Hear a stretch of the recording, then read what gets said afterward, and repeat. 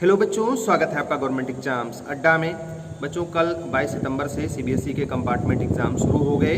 Class 10th के SST का exam हुआ, वहीं क्लास 12th में biology, physics, mathematics, accountancy, economics, physical education समेत कई सारे एडिशनल सब्जेक्ट का एग्ज़ाम हुआ। बच्चों ये वीडियो मैं आज इसलिए बना रहा हूँ क्योंकि क्वेश्चन पेपर को देख करके, रिव्यूज़ को देख करके, बच्चों से बात करके जो चीज़ें महसूस हुई वो कचोट रही हैं मन में अंदर से। वैसे तो कई सारे पेपर्स बहुत इजी आए, चाहे बायोलॉजी का पेपर रहा हो, मुझे इजी लगा, बहुत सारे बच्चों को भी इजी लगा, लेकिन कुछ बच्चे कह रहे हैं कि टफ था या क्वेश्चन पेपर का पैटर्न चेंज था। लेकिन जो सबसे ज़्यादा शिकायतें मिल रही हैं, जो सबसे ज़्यादा हो हल्ला मच रहा है, वो मैथ्स के क्वेश्चन पेपर को लेकर के मच रहा है। मुझे ये बात समझ में नहीं आती है कि जब पूरी दुनिया को पता है, पूरे देश में सभी लोगों को पता है कि आज की कंडीशन उस टाइम की कंडीशन से बहुत ज़्यादा डिफरेंस थी जब लॉकडाउन लगा था। तभी से हमारे यहाँ कोचिंग इंस्टीट्यूट बंद हैं, स्कूल बंद हैं, बच्चे स्कूल नहीं जा सकते, बच्चे कोचिंग इंस्टीट्यूट नहीं जा सकते, बच्चों को किताबें बहुत दिन तक नहीं मिल पाई, तैयारी पे उनके इतना एडवर्स इफेक्ट पड़ा। 2 लाख से ज़्यादा बच्चों का कंपार्टमेंट एग्ज़ाम आ गया। सबसे ज़्यादा कंपार्टमेंट आया बच्चों का मैथ्स में, चाहे क्लास 10th के हों या क्लास 12th के हों। और उसके बाद मैथ्स का पेपर इस तरीके से बना देना, मतलब अगर आपने भी कल कंपार्टमेंट का एग्ज़ाम दिया हो तो चाहे वो कितनी भी तैयारी करके बच्चे गए हों, तैयारी कम रही हो, ज़्यादा रही हो, सबको पेपर टफ लगा। और जो बच्चे इजीली, आसानी से, मतलब अगर आपका पेपर ठीक बना होता तो आसानी से 60+ मार्क्स पा सकते थे, उनको भी अब संदेह हो गया है कि हम कितना नंबर पाएंगे।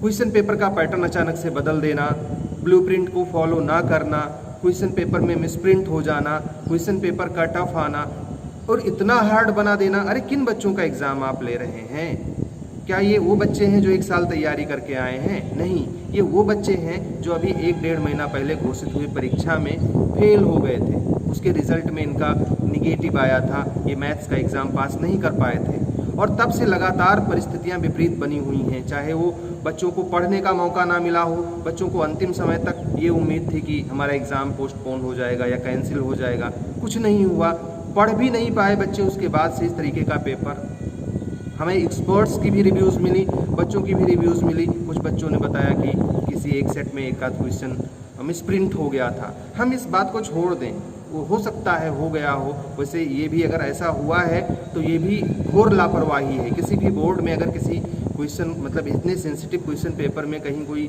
गलती होती है, मिसप्रिंट होता है, तो ये कहीं ना कहीं लापरवाही को तो प्रदर्शित करता ही है कि उस पर अच्छे से इंक्वायरी नहीं हुई, अच्छे से जांच परख नहीं की गई क्वेश्चन पेपर सेट फाइनल करते टाइम। अगर ये नहीं भी हुआ या इसको हम इग्नोर भी कर दें तो इस तरीके से सेक्शन डी को टफ बना देना, इस तरीके से उलझाऊ बना देना, इस तरीके से कंफ्यूजिंग बना देना, खास करके उन बच्चों के लिए जिनका मनोबल पहले से डाउन है, जो पढ़ नहीं पाए, जिनको टीचर्स नहीं मिले, किताबें नहीं मिली, जिनको गाइडेंस नहीं मिल पाया। क्या हो रहा है ये? मैं ये नहीं कह रहा हूँ, मेरे साथ में भी बच्चे जुड़े थे। बच्चों, अभी आप में से बहुत से लोग ऐसे हैं और उनको मैं इग्नोर करता हूँ। अभी वो कहेंगे कि आपके बच्चों का भी खराब हो गया, आपने तो ठेका ले रखा था। ठेका किसी ने नहीं ले रखा था। अभी मैं आपको यहाँ पे स्क्रीनशॉट्स कुछ दिखा दे रहा हूँ, हमारे बच्चों का रिव्यूज़ क्या है। उनके पेपर अच्छे गए हैं, सबके अच्छे नहीं गए, ऑब्वियसली बहुत सारे बच्चों के अच्छे नहीं भी गए होंगे, लेकिन ज़्यादातर लोगों के अच्छे गए हैं। लेकिन ये बच्चे और अच्छा कर सकते थे, ये 70+ पा सकते थे, लेकिन अचानक से आप पैटर्न चेंज कर दोगे। बायोलॉजी में भी बच्चों ने बताया कि किसी 1-2 चैप्टर से क्वेश्चन भरे पड़े थे। वही चीज़ मैथ्स में भी सुनने में आ रहा है। मतलब इस तरीके की जो बातें हैं वो नहीं होनी चाहिए। अरे ये हमारे अपने बच्चे हैं, ये विपरीत परिस्थितियों में अपनी जान की बाजी लगा करके एग्ज़ाम हॉल में पहुँचे हैं और उसके बाद इस तरीके से, इनसेंसिटिव तरीके से इनको ये सब सारी चीज़ें झेलनी पड़ रही हैं। That's very wrong. बहुत सारे लोग कहेंगे कि बच्चों की तैयारी नहीं थी इसलिए इनको टफ लग रहा है। मैं मानता हूँ ज़्यादातर बच्चे जो नहीं पढ़ पाए होंगे किन्हीं वजहों से, उनको पेपर टफ लगा होगा, लेकिन सभी बच्चों को तो टफ नहीं लगना चाहिए। यहाँ सभी बच्चों को टफ लग रहा है। टफ लगने का मतलब भी ये नहीं है कि आप इजी क्वेश्चन पेपर बना करके दे दो, हलवा क्वेश्चन पेपर बना करके दे दो। स्टैंडर्ड बनाओ, सैम्पल क्वेश्चन पेपर का पैटर्न फॉलो कीजिए, ब्लूप्रिंट फॉलो कीजिए, जो पैटर्न चला आ रहा है, जो ट्रेंड चला आ रहा है उसको फॉलो कीजिए। बच्चे शिकायत करें तो उनकी गलती है कि बच्चे पढ़ के नहीं आए, बच्चे फेल होने लायक थे, ढेर सारी बातें हैं जो कहने वाली हैं।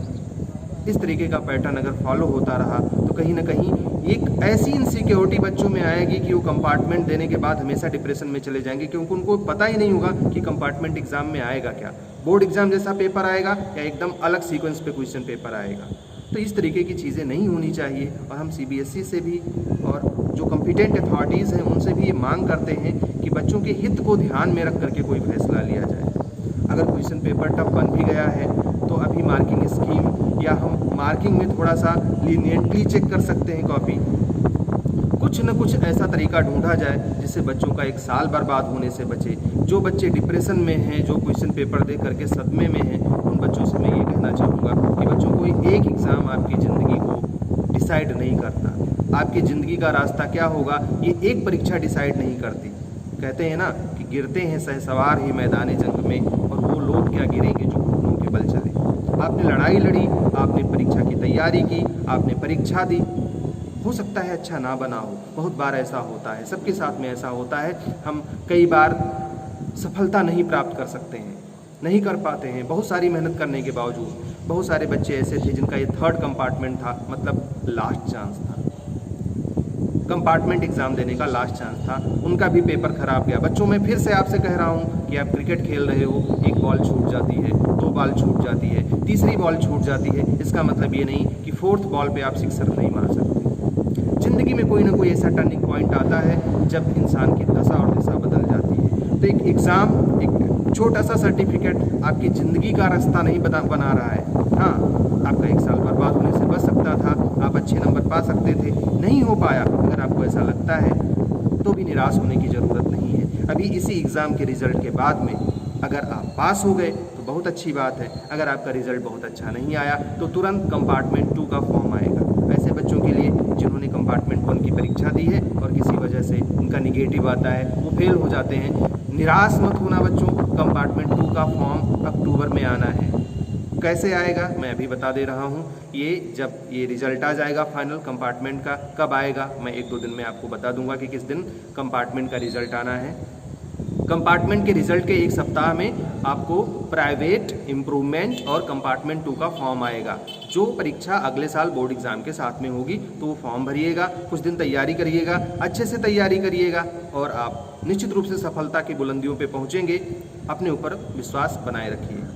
अगर आप दूसरा रास्ता चाहते हैं, CBSE से आपका विश्वास उठ गया है, पास होना ही होना चाहते हैं, तो भी ढेर सारे ओपन स्कूल्स हैं, जैसे NIOS है या अपने अपने राज्य में भी ओपन स्कूल्स हैं। वहाँ से जा करके आप ये परीक्षाएं पास करके अपना साल बचा सकते हैं, या जैसे भी करके जो भी आपको उचित लगे कर सकते हैं। लेकिन इस एग्ज़ाम की वजह से आप डिप्रेशन में जाओ, ये एक बहादुर या एक ऐसे व्यक्ति की निशानी नहीं है जिसको जीवन में ढेर सारी समस्याओं का हल निकालना है। तो बच्चों, इससे निराश बिल्कुल मत हो।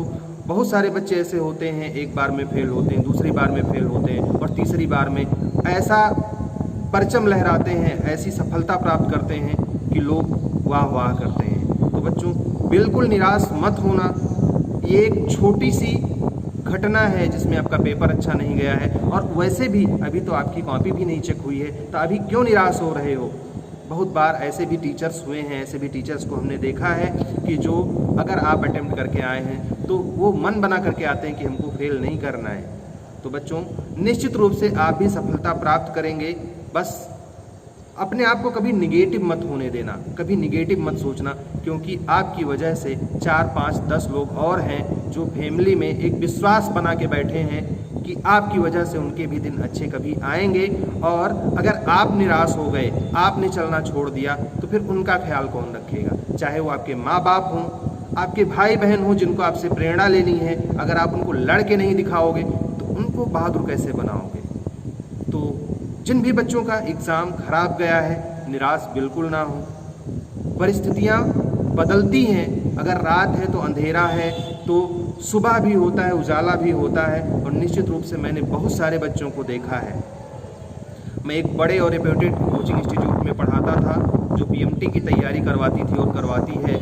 वहाँ पे बच्चे डिप्रेशन में चले जाते थे। पहले PMT होता था, AIPMT, CPMT होता था, उस टाइम में पढ़ाता था। अभी तो वो सब नीट में चला गया।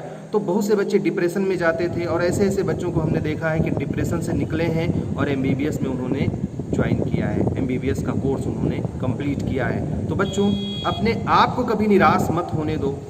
तुम ही हो जो आगे चल कर के उजाला फैलाओगे और एक छोटा सा एग्ज़ाम आपकी ज़िंदगी की दिशा निर्धारित नहीं कर सकता।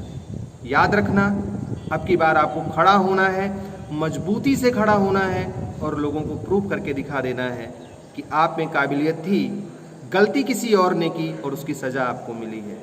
तो अभी जब तक रिज़ल्ट नहीं आता है पॉजिटिव रहिए, रिज़ल्ट आने के बाद में पॉजिटिव रहता है तो बहुत अच्छी बात है। अगर कोई दिक्कत होती है तो मैं हूँ गाइडेंस के लिए, मैं हूँ सपोर्ट के लिए। निश्चित रूप से मैं आपको उस रास्ते तक पहुँचाने में आपकी मदद करूँगा जहाँ आपको पहुँचना है। हमारी शुभकामनाएँ आपके साथ में हैं। निराश मत होना बच्चों, उदास मत होना, क्योंकि आपकी एक छोटी सी मुस्कुराहट आपके परिवार के सदस्यों को एनर्जी से भर देती है। हमारी तरफ से आपके अच्छे रिजल्ट की ढेर सारी शुभकामनाएं। All the best, may God bless you. Thank you for watching this video.